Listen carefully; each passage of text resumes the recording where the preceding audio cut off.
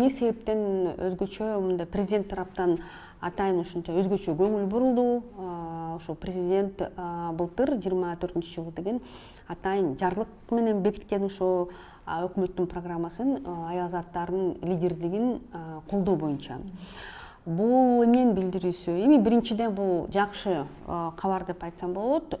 Бул жакшы президент тараптан жакшы колдоо болду ушундай программаны бекиткенден кийин.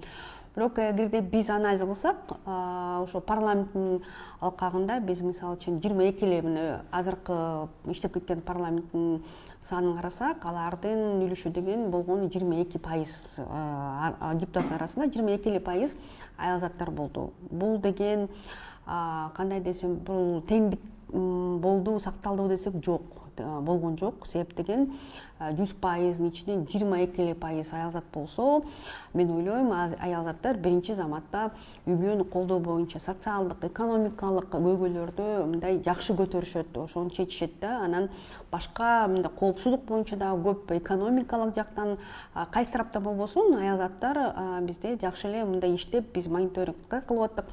Чыныгы депутаттар жакшы иштеп кетишти, аял зат депутаттар көп салымын көрсөтүштү.